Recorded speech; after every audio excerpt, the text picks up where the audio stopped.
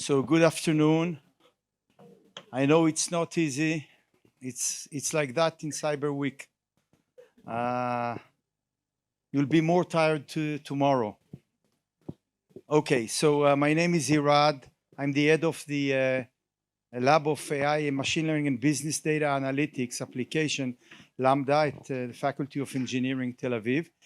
And before I will go and talk about cybersecurity and AI, I just found yesterday that the convention will be here, Beit Atfutzot, as it used to be called. Now it's ANU.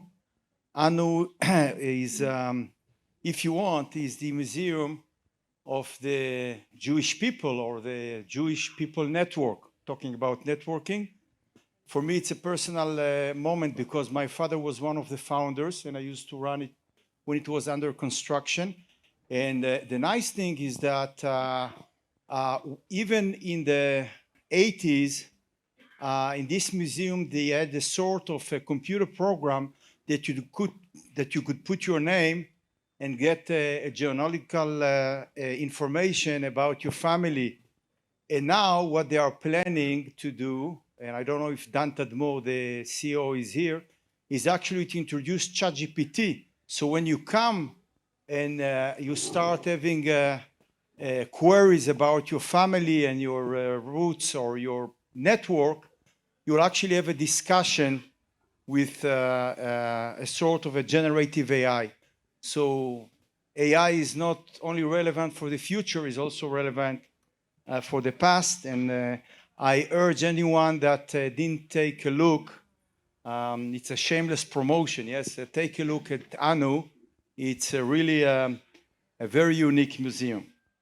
Okay, so now talking about AI, I guess everybody was exposed to the article or the open letter that was published by thousands of or some hundreds of experts in the field of AI, including Elon Musk and Huntington, some of the founding fathers of AI, talking about AI risks. I think that most of the risk or most of the attention was around, the option to destroy humanity, that, AI will take over. And this is a different question that is related whether or not AI can be consciousness and, self-aware and so on. And there is a dispute if this is real, but what surely is here is the fact that AI can pose definitely risks that are related to economic inequalities that are generating, of course, a lot of tension. And specifically, the talk or the session today will focus on the fact that AI can destroy trust and increase polarization, specifically through social networks. So this is by no doubt something that is already happening. It actually happened also before generative AI was here.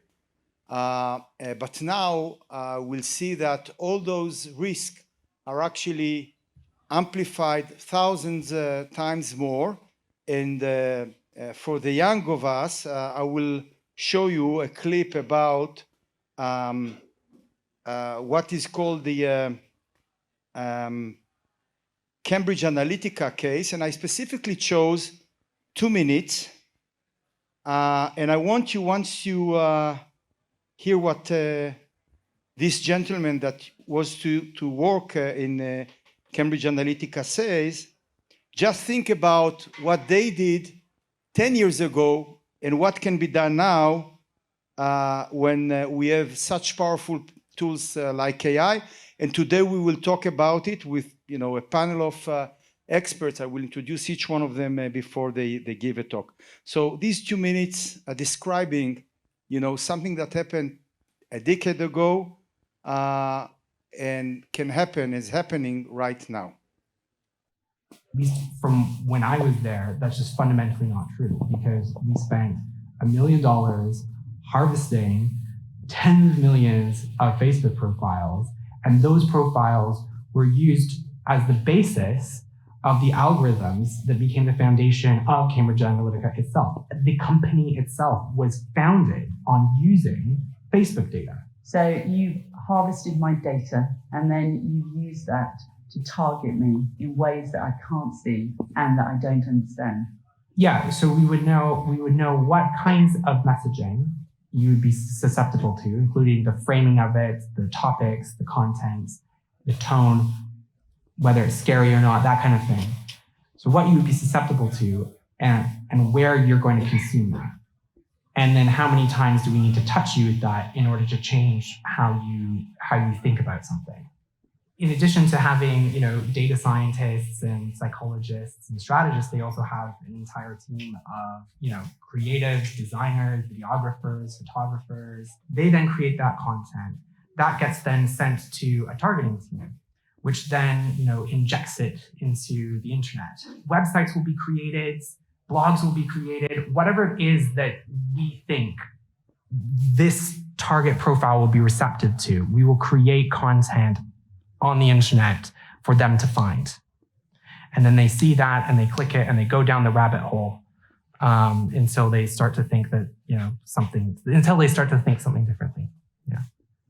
Instead of standing in the public square and saying what you think and then letting people come and listen to you and have that shared experience as to what your narrative is, you are whispering into the ear of each and every voter, and you may be whispering one thing to this voter and another thing to another voter.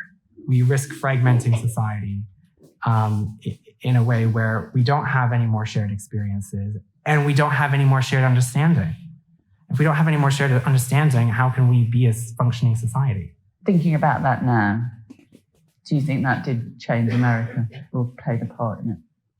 I think it probably played a part. Okay, I think that it's enough.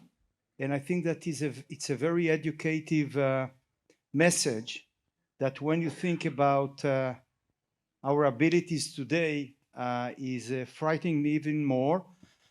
So just think about the same strategy when you have the tools to generate fake profiles in a much faster rate, to gather data smartly, and Itai will talk about it, to analyze profiling users and to learn what makes them tick, and also we'll talk about that as well, to generate personalized content, and again, Itai will talk about it in his talk, to control the information flow, which is something that I will describe, and to